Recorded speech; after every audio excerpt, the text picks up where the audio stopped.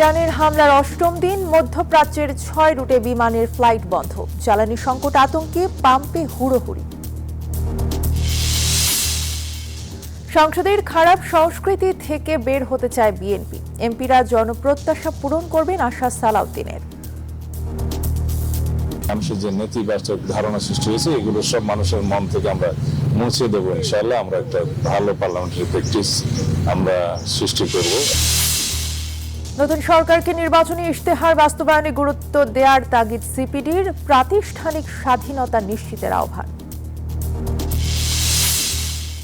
বইমেলায় শিশু প্রহরে খুদে পাঠকের রাজত্ব। নতুন বইয়ের পাতায় চলছে গল্পের খোঁজ। পাপেট শোতে বাড়তি নজর। টি-20 বিশ্বকাপে মেগা ফাইনালে মুখোমুখি ভারত ও নিউজিল্যান্ড। আহমেদাবাদে ম্যাচ কাল সন্ধ্যা 7:30টায়। স্বাগত নিউজ 24 সংবাদের সঙ্গে আছি তাসনিমে জান্নাত অর্থী। দেখছিলেন বিআরবি কেবলস সংবাদ শিরোনাম। এবারে পুরো খবর এবং শুরুতেই ইরান ইসরায়েল যুদ্ধ প্রসঙ্গ। দ্বিতীয় সপ্তাহে গড়ালেও ইসরায়েল ইরান যুদ্ধ থামার লক্ষণ নেই, বরং সংঘাতের তীব্রতা বাড়িয়েছে উভয় পক্ষ। ইরানের সামরিক ও রাজনৈতিক কেন্দ্র ছাড়াও আবাসিক এলাকা, স্কুল এবং হাসপাতাল লক্ষ্যবস্তু করছে ওয়াশিংটন, তেল আবিব। এতে প্রাণহানি 1400 ছাড়িয়েছে। সর্বোচ্চ শক্তি দিয়ে লড়ছে ইরানও।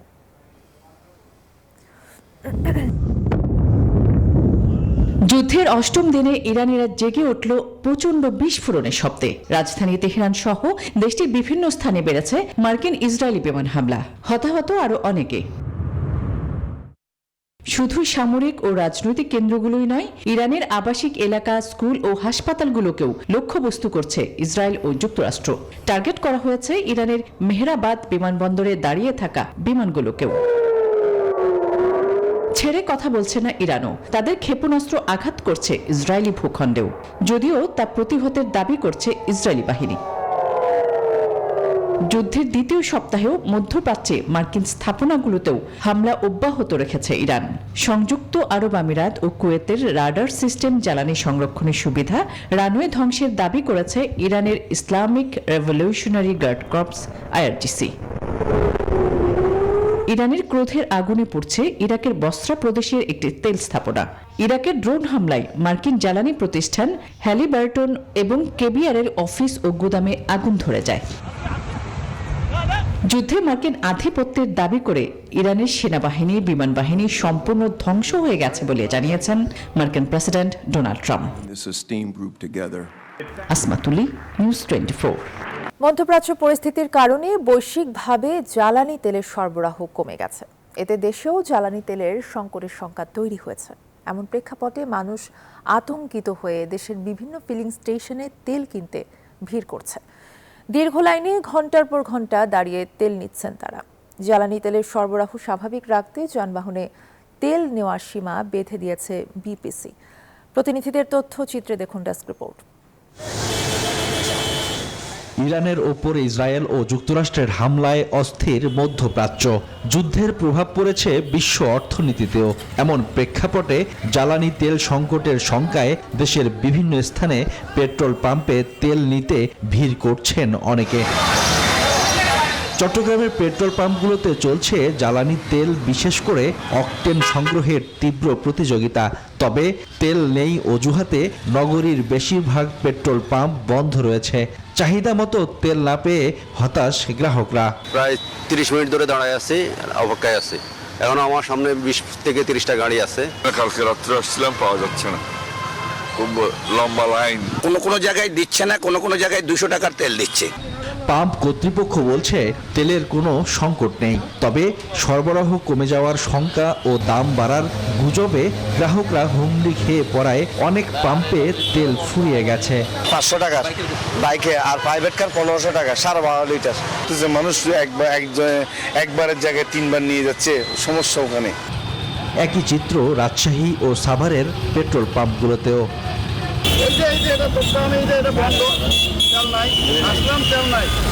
কালকের থেকে ডিলে মারামারি হইতেছে, কালকের থেকে টাকা বুঝাইতেছি, তারা বুঝে না, তারা মারবার। কুষ্টিয়ার বেশিরভাগ পেট্রোল পাম্পেও দেখা দিয়েছে তেলের সংকট। এতে দুর্ভোগে পড়েছেন ভোক্তারা। রিয়াল ধরে নেওয়া লাগতেছে এবং 200 টাকার উপরে দিচ্ছে না, তেল এক্সট্রা নিয়ে রাখতেছে।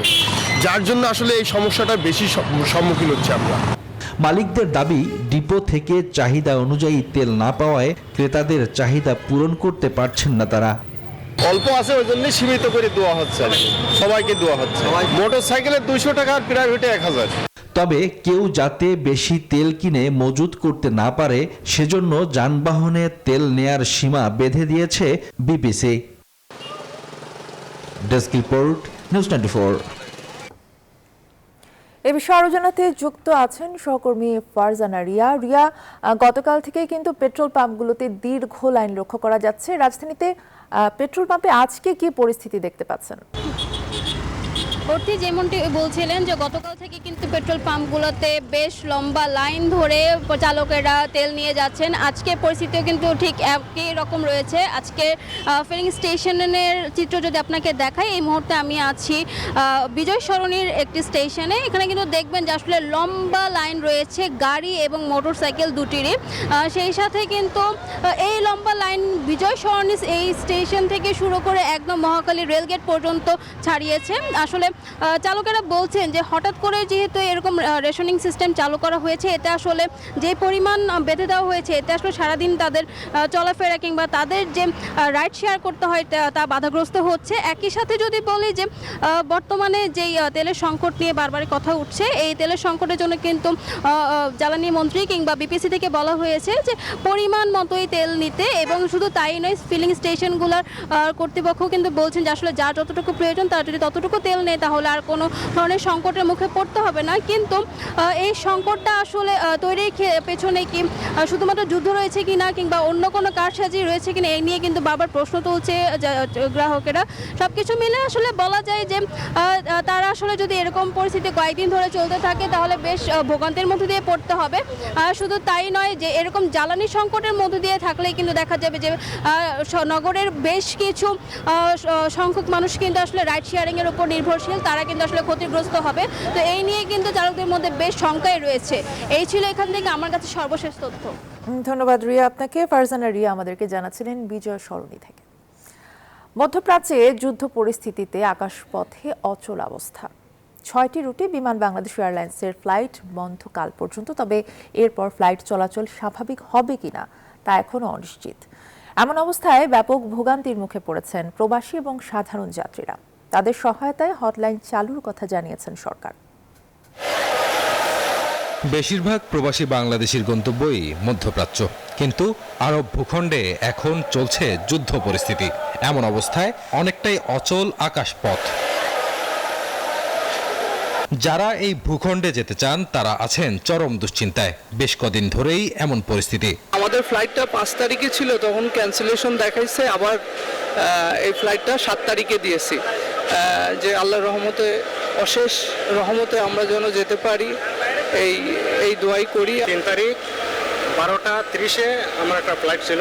তো ওই আন্দোলন বা এই যুদ্ধের জন্যে, বিশ্বের মধ্যে যে যুদ্ধ লাগছে, এই যুদ্ধের জন্যে আমার ফ্লাইটটা বাতিল হয়ে গেছে।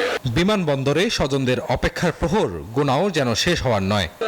আমি তো আসছি ইমার্জেন্সি, এক মাসে ছুটি আসছিলাম। তো আমার ফ্লাইট ছিল 5 তারিখ, এখন তো ডেট ফিক্সলাম যে 12 তারিখ ডেট দিছে। আসছি যে বিষয়টা এনে শিওর হওয়ার জন্য যে 8 তারিখ পর্যন্ত কি বন্ধ কিনা। বন্ধ হয় তো তাইলে তো ওরা একটা ব্যবস্থা করবো না। মিস হলে সেক্ষেত্রে তো খুবই দুঃখজনক ব্যাপারটা, যে এর আগে আসছে, একবার মিস হয়েছে, যাতায়াত অনেক জার্নি হয়েছে, এখন আবার। মধ্যপ্রাচ্যগামী ফ্লাইট বন্ধে বিপাকে পড়াদের সহায়তায় হটলাইন চালু করেছে সরকার। শনিবার সকালে সিলেটে এক আয়োজনে এই কথা জানান প্রবাসী কল্যাণ, শ্রম ও কর্মসংস্থান মন্ত্রী। কুয়েতের 1 দিন বা 2 দিন ছিল, আর আমরা সেটা মিনিস্ট্রির মাধ্যমে আমরা সেটা সফল নিয়েছি। আমরা অঙ্গীকার করব যে আমাদের পক্ষ থেকে যাদের বিচার মেয়াদ শেষ হয়ে যাবে, যাদের যেটুকু আমাদের সামর্থ্য নিয়ে আমরা সফল করব। অচিরেই যুদ্ধের অবসান হবে, স্বাভাবিক হবে মধ্যপ্রাচ্য পরিস্থিতি, এমনটি প্রত্যাশা সকলের। রাজু মাহমুদ, নিউজ 24, ঢাকা। সংসদের খারাপ সংস্কৃতি থেকে বেরিয়ে আসতে চায় বিএনপি, এমনটা বলেছেন দলটির স্থায়ী কমিটির সদস্য স্বরাষ্ট্রমন্ত্রী সালাউদ্দিন আহমেদ। তিনি বলেন, নতুন এমপিরা জনপ্রত্যাশা পূরণে কাজ করবে, সে লক্ষ্যে চলছে প্রশিক্ষণ কর্মশালা। বিএনপি দলীয় এমপিদের দায়িত্ব মন্ত্রিসভার সদস্যদের সংসদীয় রেওয়াজ এবং মন্ত্রণালয় পরিচালনায় দক্ষ করে তুলতে গুলশানে ঈদ কর্মশালার দ্বিতীয় দিনের আয়োজন চলছে। এতে সহযোগিতা করছেন অভিজ্ঞ সাবেক আমলা, একাডেমিশিয়ান এবং সাবেক সংসদ সদস্যরা। দুপুরে কর্মশালার বিরতিতে সাংবাদিকদের সঙ্গে কথা বলেন দুই মন্ত্রী। জানান, জাতীয় সংসদের প্রথা অনুযায়ী প্রথম দিন ভাষণ দেবেন রাষ্ট্রপতি। অতীতের ব্যাড কালচার যেগুলো হয়েছে, যেগুলো ব্যাড প্রেসিডেন্ট সৃষ্টি হয়েছে পার্লামেন্ট সম্পর্কে এবং মানুষের যে নেতিবাচক ধারণা সৃষ্টি হয়েছে, এগুলো সব মানুষের মন থেকে আমরা মুছে দেবো ইনশাআল্লাহ। আমরা একটা ভালো পার্লামেন্টারি প্র্যাকটিস আমরা সৃষ্টি করব এবং তার মাধ্যমে নজির স্থাপন করব। আর জাতির জন্য আমরা বেস্ট কন্ট্রিবিউশন যাতে করতে পারি এই পার্লামেন্টের মধ্যে দিয়ে, সেই চেষ্টা করছি।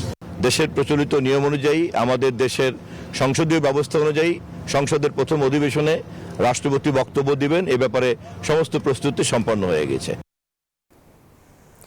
গুলশানে এই মুহূর্তে আছেন সহকর্মী বদরুল আলম শাওন। বিএনপির কর্মশালা নিয়ে আরো জানবো তার কাছ থেকে। শাওন, জানাবেন যে কর্মশালায় কোন বিষয়গুলোর প্রতি আসলে গুরুত্ব দেওয়া হচ্ছে এবং বিএনপি নেতারা কি বলছেন? ধন্যবাদ। আপনি জানেন যে বিএনপির ত্রয়োদশ জাতীয় সংসদ নির্বাচনের যেসব সংসদ সদস্যরা নির্বাচিত হয়েছে, অর্থাৎ 209 জনকে নিয়ে বিএনপি মোট 4টি সেশনের আয়োজন করেছিল 2 দিনব্যাপী। সেই প্রশিক্ষণের আজকে কিন্তু শেষ দিনের প্রথম যে সেশনটি, সেই সেশনটি শেষ হয়ে গেছে। অর্থাৎ সকাল 10:30 থেকে 12:30 পর্যন্ত সেশনটি শেষ হয়ে গেছে। এরপরে যারা সংসদ সদস্যরা ছিলেন ভেতরে, অর্থাৎ ময়মনসিংহ, ফরিদপুর, ঢাকা বিভাগ এবং ঢাকা জেলার বেশ কিছু সংসদ সদস্য তারা প্রথম সেশনে তারা অংশগ্রহণ করেছিলেন।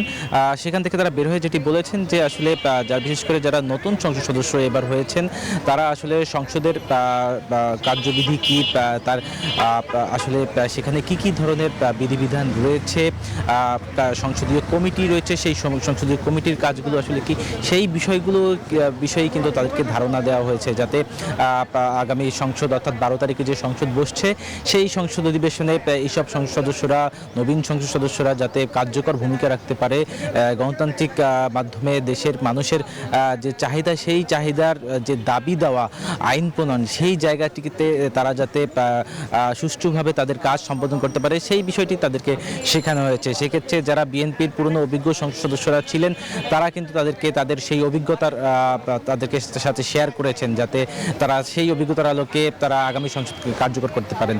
তো এখন আর একটা অধিবেশন বাকি, সেখানে চট্টগ্রাম, কুমিল্লা এবং বরিশাল সহ 4টি বিভাগের সংসদ সদস্যরা উপস্থিত থাকবেন। তো এই ছিল এখন পর্যন্ত আমার কাছে সর্বশেষ সংবাদ। ধন্যবাদ আপনাকে। বদরুল আলম শাওন জানাচ্ছিলেন গুলশান থেকে। নতুন সরকারকে নির্বাচনী ইশতেহারে দেয়া প্রতিশ্রুতিগুলো বাস্তবায়নে গুরুত্ব দিতে হবে, তাগিদ দিলেন গবেষণা প্রতিষ্ঠান সেন্টার ফর পলিসি ডায়ালগের নির্বাহী পরিচালক ডক্টর ফাহমিদা খাতুন। শনিবার রাজধানীতে এক আয়োজনে এই আহ্বান জানান তিনি। বলেন, সরকার দেশের সব প্রতিষ্ঠানের স্বাধীনতা নিশ্চিত করবে। বৈশ্বিক নানা চাপের মধ্যেই নিতে হবে কার্যকর কর্মসূচি। গত 1.5 দশকে অনেক উন্নয়ন প্রকল্প নেওয়া হলেও দুর্নীতির কারণে সবাই সমানভাবে সুফল পায়নি। একটি টেকসই অর্থনীতি গড়ে তোলার দিকে সরকারকে মনোযোগী হওয়ার তাগিদও দেন তিনি। গত 1.5 দশক থেকে যেরকম একটা দেখেছি যে চিত্রটা, অনেক ধরনের উন্নয়ন প্রকল্প নেওয়া হয়েছে, সেগুলোর মধ্যে কি ধরনের দুর্নীতি, অপচয়, সম্পদের ব্যবহারের স্বেচ্ছাচারিতা এগুলো হয়েছে, যার ফলে কিনা দিনের শেষে যে উন্নয়নটা হয়েছে, সেই উন্নয়নটা সকলের জন্য উপকারী হয়নি, সকলের কাছে যায়নি। বর্তমানে একটা নির্বাচনের মাধ্যমে নির্বাচিত সরকার এসেছে, সেইখানে নির্বাচিত সরকার এবং বিরোধী দলে যারা থাকবে, তাদের মূল লক্ষ্যটা হবে অবশ্যই সামষ্টিক অর্থনৈতিক স্থিতিশীলতাটা অর্জন করা এবং সেটাকে সংহত করা এবং উন্নয়নের সুফল সকলের কাছে পৌঁছে দেওয়া। আজ ঐতিহাসিক 7 মার্চ। 1971 সালের এই দিনে তৎকালীন রমনার রেসকোর্স ময়দানে এক ঐতিহাসিক ভাষণ দিয়েছিলেন বঙ্গবন্ধু শেখ মুজিবুর রহমান। রেসকোর্স ময়দানে সমবেত লাখো মানুষকে সামনে রেখে তিনি বলেছিলেন, এবারের সংগ্রাম আমাদের মুক্তির সংগ্রাম, এবারের সংগ্রাম স্বাধীনতার সংগ্রাম। যে ভাষণকে বাঙালির স্বাধীনতা, মুক্তি এবং জাতীয়তা বোধ জাগরণের প্রেরণা হিসেবে বিবেচনা করা হয়। আওয়ামী লীগ ক্ষমতায় থাকতে দিবসটি পালনে রাষ্ট্রীয়ভাবেও নানা আয়োজন করা হতো। এখন ভিন্ন প্রেক্ষাপটে দিবসটি সামনে এসেছে। ছাত্র জনতার অভ্যুত্থানের মুখে 24-এর 5 আগস্ট পতন হয় আওয়ামী লীগ সরকারের।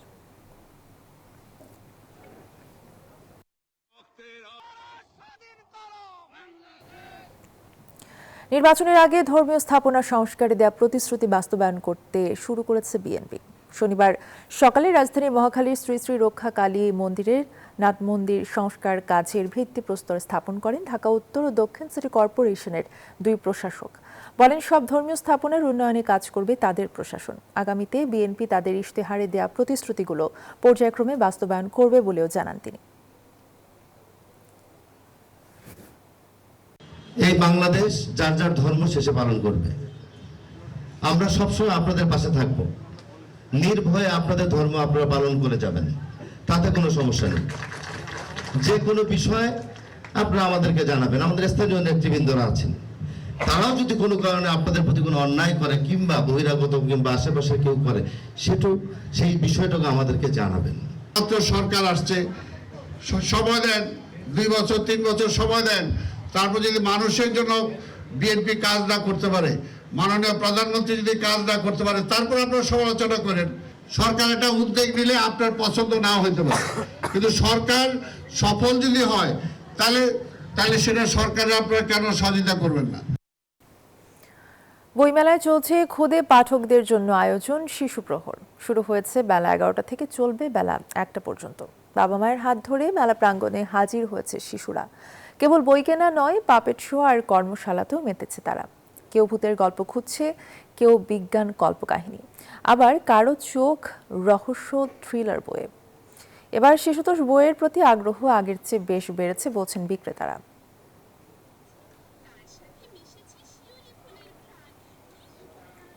হঠাৎ করে ওজন বেড়ে যাওয়া বা স্থূলতা নিয়ে বাড়ছে নাগরিক জীবনে উদ্বেগ। বেশি বেশি ফাস্টফুড খাওয়ার কারণে গ্রামের চেয়ে শহুরে জীবনে বাড়ছে এই রোগ। বিশ্ব স্থূলতা দিবস উপলক্ষে ইউবিডব্লিউএমজি পিএলসি কনফারেন্স কক্ষে গোল টেবিল বৈঠকে এসব তথ্য তুলে ধরেন বক্তারা। বাংলাদেশ প্রতিদিন পত্রিকার নির্বাহী সম্পাদক একে মঞ্জুরুল ইসলামের সভাপতিত্বে সেমিনারে বক্তারা জানান কিভাবে এই রোগ কেড়ে নিচ্ছে মানুষের সুখ সমৃদ্ধি। অন্তত 200 রোগের উৎস স্থূলতা বলে মনে করেন বিশেষজ্ঞরা। তারা বলছেন, স্থূলতা শুধু শারীরিক নয়, সামাজিক, মানসিক এবং অর্থনৈতিক সমস্যার সঙ্গেও জড়িত। এই সেমিনারের সার্বিক সহযোগিতায় ছিল বাংলাদেশ প্রতিদিন পত্রিকা।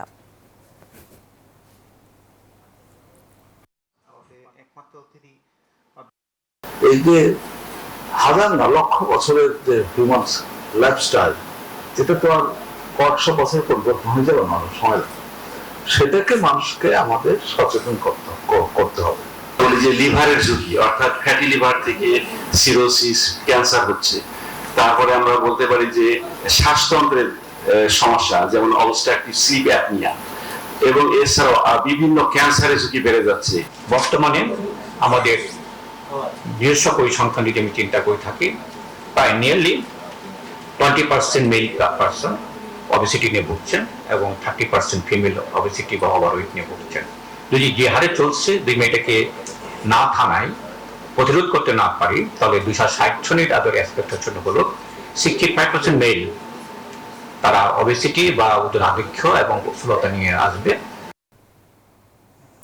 40% ছাড়ে সোনারগাঁও ইউনিভার্সিটিতে ভর্তি চলছে। সামার 2026 সেমিস্টারে মাসব্যাপী 3টি অনুষদের 13টি বিভাগে ভর্তি চলছে 21 বিষয়ে। শুক্রবার গ্রিন রোডে ইউনিভার্সিটি ট্রাস্টি বোর্ডের সদস্য অ্যাডভোকেট উম্মে সালমা ভর্তি মেলার উদ্বোধন করেন। উপস্থিত ছিলেন ট্রাস্টি বোর্ডের উপদেষ্টা আজিজুল বারী, ভারপ্রাপ্ত উপাচার্য অধ্যাপক ডক্টর মোহাম্মদ একরামুল ইসলাম সহ অন্যান্য শিক্ষক, কর্মকর্তা ও শিক্ষার্থীরা।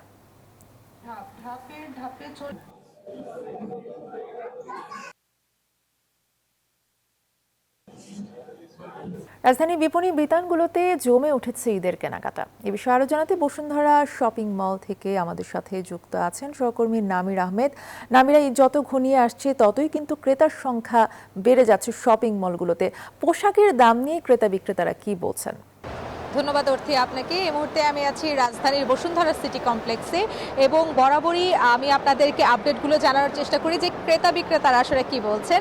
শুধু পোশাক নয়, পোশাকের পাশাপাশি আমরা যদি বলি পারফিউম, মেহেদি এবং পার্সের দোকানগুলোতেও কিন্তু অনেক বেশি ভিড় দেখা যাচ্ছে। এর পাশাপাশি যদি আমি বলি যে পোশাকের ক্ষেত্রে ক্রেতারা বরাবরই একটা ব্যাপার বলছেন যে দাম কিছুটা ঊর্ধ্বমুখী, যদিও বা এবার কিন্তু পাকিস্তানি ড্রেসের একটা ট্রেন্ড বের হয়েছে এবং তারা পাকিস্তানি ড্রেস কিনতেই বেশি স্বাচ্ছন্দ্য বোধ করছেন এবং বিক্রেতারা বলছেন যে ইন্ডিয়া এবং আশেপাশের যেই জায়গাগুলো থেকে খুব বেশি একটা পোশাক আসলে ইম্পোর্ট করতে পারেনি বলে তারা ইন্ডিয়া এবং পাকিস্তান এবং থাইল্যান্ড থেকে পোশাকের ইম্পোর্ট করেছেন। সেই জায়গা থেকে তারা দামটা আসলে একটু বাড়তি রাখতেই হচ্ছে, তবে এমন বাড়তিও না যেটা আসলে লাগামের বাহিরে।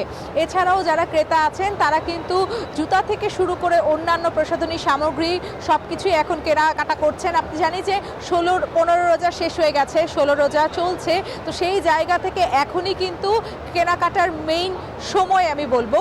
তো সেই জায়গা থেকে ক্রেতা বিক্রেতাদের কিন্তু জমজমাট ভিড় দেখা গেছে, শুধু বড় শপিং মলগুলোতে নয়, ছোট বড় শপিং মল বলেন, ফুটপাত বলেন এবং অন্যান্য জায়গাগুলোতেও যেখানে আসলে কেনাকাটার একটা সুযোগ আছে সেখানে কিন্তু ক্রেতাদের দেখা যাচ্ছে। এছাড়াও বড় বড় শপিং মলগুলোর আশেপাশে কিন্তু পুলিশ মোতায়েন করা হয়েছে যেন কোনো ধরনের অপ্রীতিকর ঘটনার সম্মুখীন ক্রেতারা না হয়। তো এই ছিল রাজধানীর বসুন্ধরা সিটি থেকে সর্বশেষ তথ্য। ধন্যবাদ আপনাকে। নামির আহমেদ জানাচ্ছিলেন বসুন্ধরা সিটি শপিং কমপ্লেক্স থেকে। টি-20 বিশ্বকাপের মেগা ফাইনাল আগামীকাল। বর্তমান চ্যাম্পিয়ন ভারতের মুখোমুখি হতে যাচ্ছে নিউজিল্যান্ড। ম্যাচটি হবে আহমেদাবাদের নরেন্দ্র মোদী স্টেডিয়ামে। সেমিফাইনালে দক্ষিণ আফ্রিকাকে উড়িয়ে দিয়ে চূড়ান্ত মঞ্চে উঠেছে নিউজিল্যান্ড। অন্যদিকে শক্তিশালী ইংল্যান্ডকে হারিয়ে ফাইনালের টিকিট কেটেছে স্বাগতিক ভারত। শিরোপা নির্ধারণী ম্যাচটি শুরু হবে কাল বাংলাদেশ সময় সন্ধ্যা 7:30টায়। এই ছিল নিউজ 24 সংবাদের সাথে থাকায় ধন্যবাদ সবাইকে।